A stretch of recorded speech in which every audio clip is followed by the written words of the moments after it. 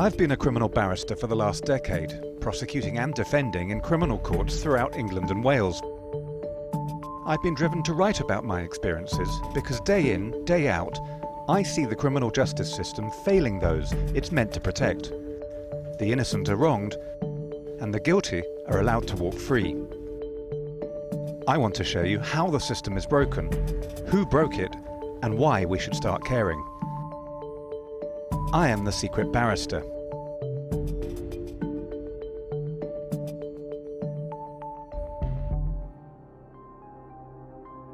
Tonight, if you thought our justice system was broken before, imagine what a global pandemic has done. Not only will you have to wait years for justice, there may be no one to deliver it, with chambers collapsing and barristers going out of business.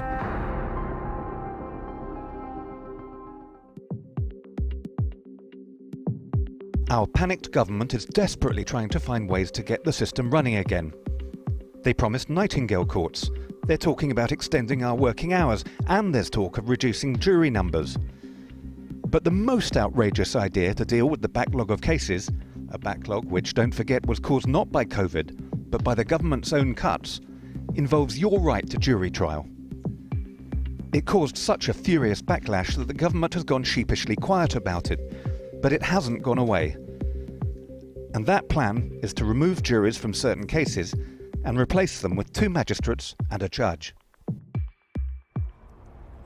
One person who can tell you why this is such a bad idea is David Lammy. He wrote his famous Lammy report in 2017, looking at racial bias in our justice system. The jury system is fundamental to our constitutional arrangement. We should not use the coronavirus as a cover to abandon juries, which is the opportunity to be judged by 12 of your peers. Juries being replaced by judges and magistrates is effectively the establishment, rather than your peers who live in your community deciding what justice should be.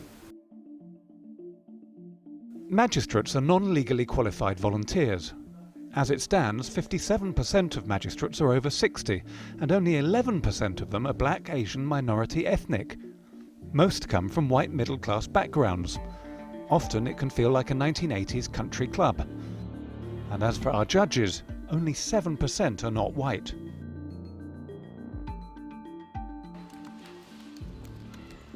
Unconscious bias and institutional racism have been a long-standing problem in our justice system.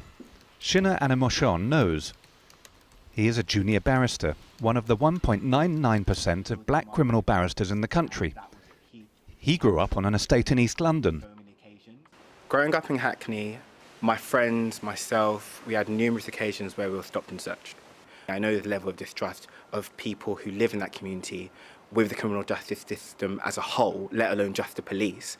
When I entered the court, on at least 3 occasions, when I was standing beside a white barrister or a white colleague, I was assumed to be the defendant. I was told by one of the legal staff, sorry, no, can you go into the dock? When a person of colour, when a black person or a brown person enters the courtroom, and a person who's not from their community often sees a particular narrative of them, they're going to put them in that box. Justice doesn't only have to be done, it has to be seen to be done. And the one place in which people who are black do not receive disproportionate outcomes, guilty or not guilty, compared to their white counterparts, is with the jury system. The other issue I dread to think of is how us criminal barristers are going to survive this. We're mostly self-employed. The junior barristers among us can earn less than the minimum wage. Already 83% say they might have to quit the bar, and those who will be hardest hit are those from minority and or state school backgrounds. Danielle Manson can tell you about it. It took her 8 years to become a barrister. I was offered tenancy right at the start of the pandemic. I haven't done a single case that's earned me any substantial income. After I've paid my rent every month and I've paid back a student loan, I'm probably left with about 146 a month to live off. I know people who have had to make the heartbreaking decision to leave the profession because they just can't survive financially. If young barristers who are ethnic minorities have no support from the government, then they will look to other places. And what we'll be left with is a legal system that looks more like the legal system that was appropriate in the 1950s or 60s, with no ethnic minorities in it, no one left, no real life experience, and all the consequences that flow from that. Justice is perhaps the ultimate standard by which to judge a society's fairness, its equality, and the rights of its citizens, be they rich or poor, black or white, young or old. For years, our criminal justice system has been cut to the bone, with politicians scrambling to use the pandemic as a cover for their wanton vandalism. Is this really the justice system we deserve? Now, throughout this series, we have asked for a government minister to directly respond to the Secret Barrister's accusations, but once again, no minister is available. Indeed, we have also approached past Justice Secretaries and junior ministers, but none were willing to speak to us. We have also asked to speak to the current Director of Public Prosecutions for England and Wales and some of his predecessors, but again, no one was available. In response to tonight's piece, a Ministry of Justice spokesperson told us outstanding Crown Court cases reached a 10-year low last year, but COVID-19 presents an unprecedented challenge. We are keeping the justice system running by prioritising urgent cases, rapidly increasing remote hearings, introducing Nightingale courts and investing millions in buildings and technology. We have supported the legal sector by providing extra financial support and deferring debts. Well, earlier I talked to the Conservative MP Laura Farris. Before being elected last December, she worked as a barrister in the civil courts. I began by asking if she recognised the picture painted by the Secret Barrister of a system in crisis.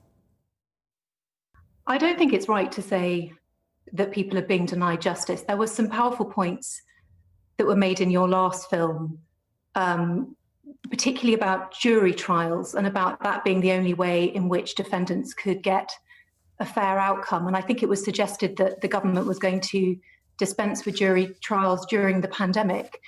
But the Secretary of State for Justice has been clear that he's not going to do that. And I just wanted to point out that that proposal was endorsed by the Lord Chief Justice, who suggested a temporary time without jury trials. And also Lord Brown, a retired Supreme Court judge, wrote to the Times in May about that. And so I think there has actually been some invitation from independent members of the judiciary, and that isn't something that the Ministry of Justice is doing, and I just wanted to correct that. But I think one of the things that I did recognise actually was about criminal defence barristers. And when the legal aid cuts came in 2010, I was a practitioner in a chambers where there were criminal barristers, some of them junior, and so I saw what that looked like and what it meant for them. And I do think this is an area actually that has required government attention, but it is again important to note that Robert Buckland said actually very early after I became an MP in January or February that there was going to be a criminal legal aid review. And that I think is an initial sum of £50 million, but that is specifically to increase the pay that is available to criminal legal aid barristers, and it's broken down into sort of brief fees and document preparation and so on. Legal aid funding is one of the really huge issues. Now, that fell 31% between 2010 and 2018, and we saw, in the films made by the Secret Barrister, people having to spend huge amounts of their own money to prove their innocence. That cannot be right, can it?